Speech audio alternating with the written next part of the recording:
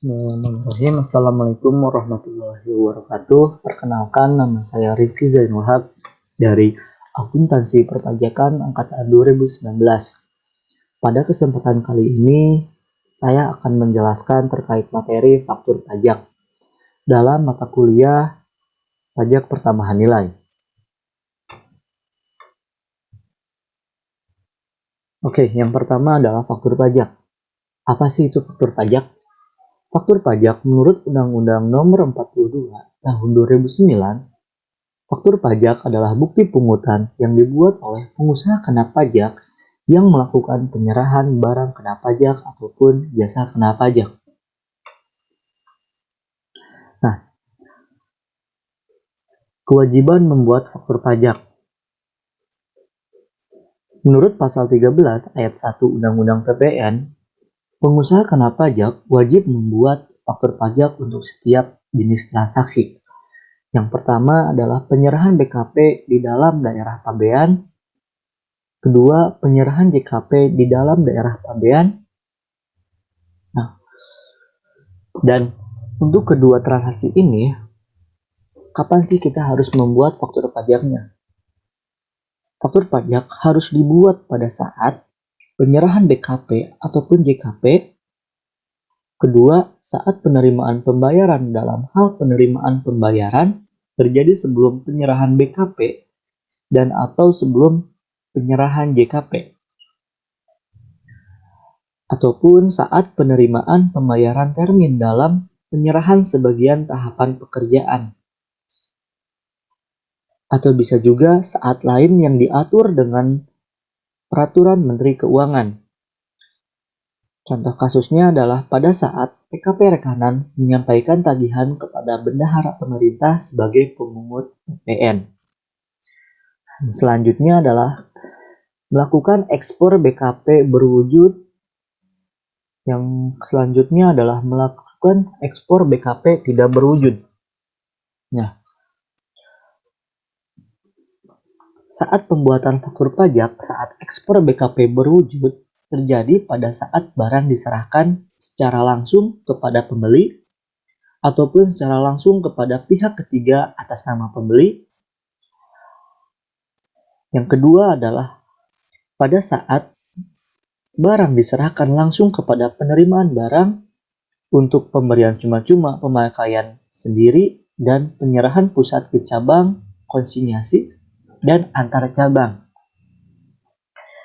Yang ketiga adalah pada saat barang diserahkan kepada juru kirim atau pengusaha jasa angkutan atau bisa dibilang ekspedisi. Dan yang terakhir, pada saat barang diserahkan diakui sebagai piutang atau penghasilan atau saat diterbitkannya faktur penjualan. Nah, yang selanjutnya adalah kewajiban membuat faktur pajak ketika melakukan ekspor BKP tidak berwujud. Nah, ketika kita melakukan transaksi ekspor BKP tidak berwujud, kapan sih kita harus membuat faktur pajaknya? Penyerahannya terjadi saat penyerahan hak untuk menggunakan atau menguasai BKP yang termasuk secara yuridis ataupun secara nyata.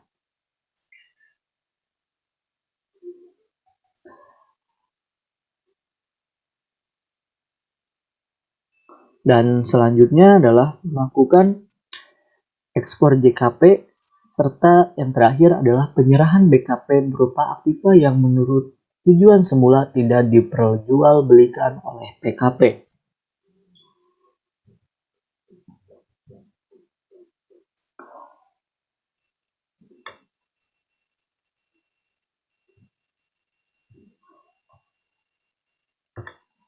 Nah, yang selanjutnya adalah keterangan dalam faktur pajak. Jadi, untuk mengisi faktur pajak, ada keterangan minimal yang wajib dicantumkan di dalam faktur pajak. Menurut pasal 13 ayat 5 Undang-Undang PPN, ada 7 jenis keterangan yang wajib diisi ketika kita mengisi faktur pajak. Yang pertama adalah nama, alamat, NPWP yang menyerahkan BKP atau JKP. Kedua, nama, alamat, NPWP, pembeli, BKP, atau penerima JKP. Yang ketiga, jenis barang atau jasa, jumlah harga jual atau penggantian dan potongan harga. Yang keempat, PPN yang dipungut. Kelima, PPNBM yang dipungut. Keenam, kode, nomor seri, dan tanggal pembuatan faktur pajak. Dan yang terakhir adalah nama dan tanda tangan yang berhak mendatangani faktur pajak tersebut. Dan apabila semua syarat ini terpenuhi, maka secara tidak langsung ini merupakan telah memenuhi persyaratan formal dan material sebagaimana yang ada pada pasal 13 ayat 9 Undang-Undang PPN.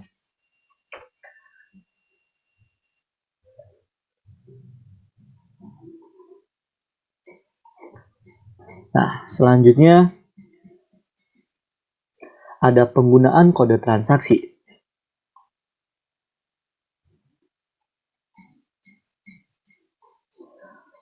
Kode 01, kode ini digunakan untuk penyerahan BKP ataupun JKP yang PPN-nya terutang dan dipungut oleh PKP penjual yang melakukan PKP atau JKP. Kode ini digunakan untuk jenis penyerahan selain sebagaimana yang dimaksud pada kode 04 atau 09. Jadi secara normalnya 01 ini sering juga digunakan dalam kegiatan normalnya atau sebagian besar menggunakan 01. Dan selanjutnya ada penggunaan kode transaksi 02.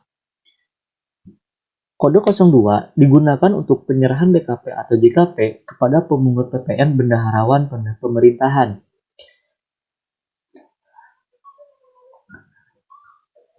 Dan untuk bendaharawan pemerintahannya telah diatur dalam KMK nomor 563 KMK 03 2003. Nah, oke. Dan selanjutnya adalah kode transaksi 03. Kode transaksi 03 merupakan kode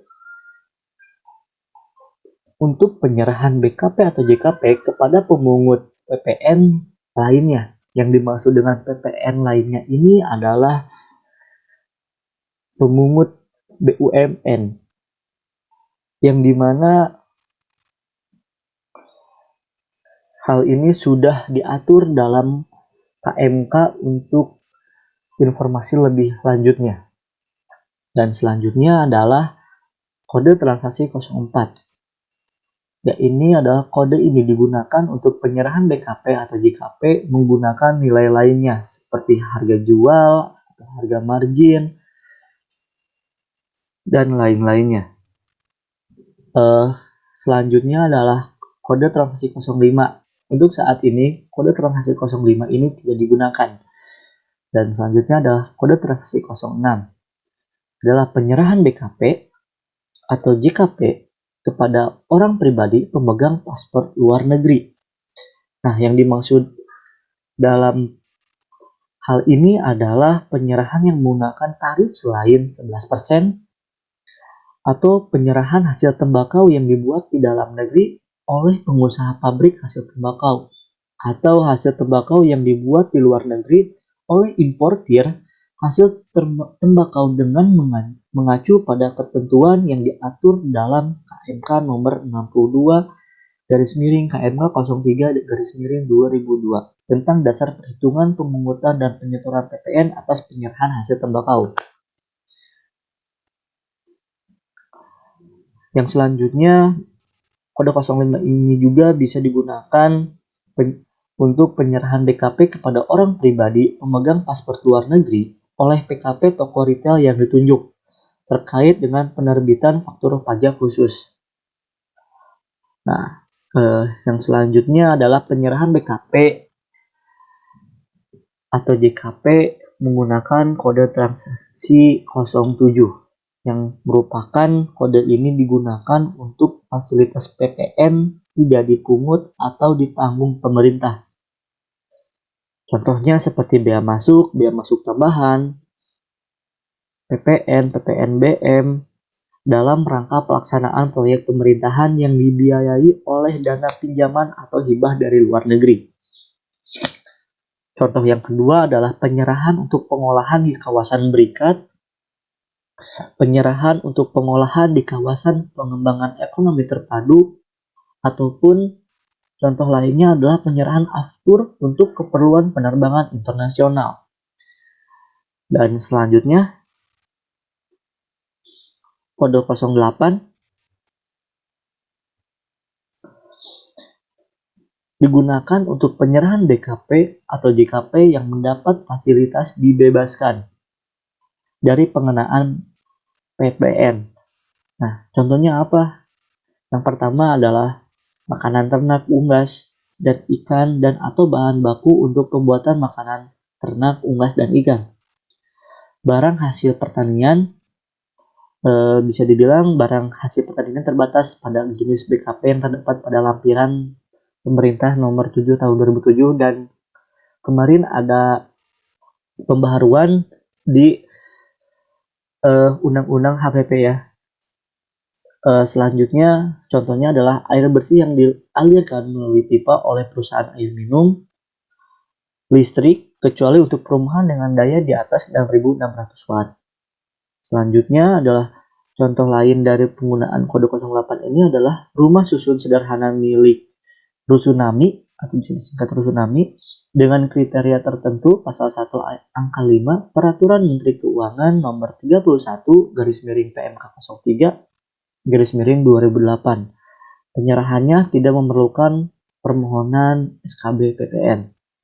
Dan yang terakhir adalah kode 09 yang digunakan untuk penyerahan aktiva pasal 16D yang PPN-nya dipungut oleh PKP penjual yang melakukan penyerahan BKP.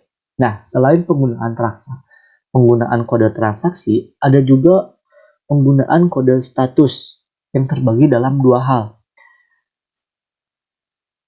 Kode status yang menggunakan angka 0 itu untuk status normal, tetapi kalau untuk kode status menggunakan angka 1 itu untuk status penggantian.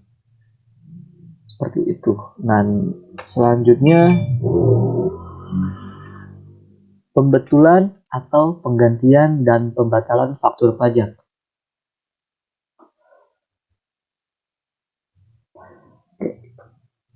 Faktur pajak salah dalam pengisian atau salah dalam penulisan sehingga tidak membuat keterangan yang lengkap, jelas, dan benar, PKP dapat menerbitkan faktur pajak pengganti. Pertama. Yang kedua, faktur pajak yang hilang, baik PKP yang menerbitkan maupun pihak yang menerima faktur pajak tersebut dapat membuat kopi dari arsip faktur pajak. Yang ketiga, PKP yang menerbitkan faktur pajak harus melakukan pembatalan faktur pajak apabila terdapat pembatalan transaksi atas penyerahan yang faktur pajaknya telah diterbitkan. Sepanjang PPN tersebut belum dibiayakan. Yang kedua, atas SPT masa PPN belum dilakukan pemeriksaan. Dan yang terakhir adalah PKP penerbit atau penerima faktur pajak harus melakukan SPT PPN.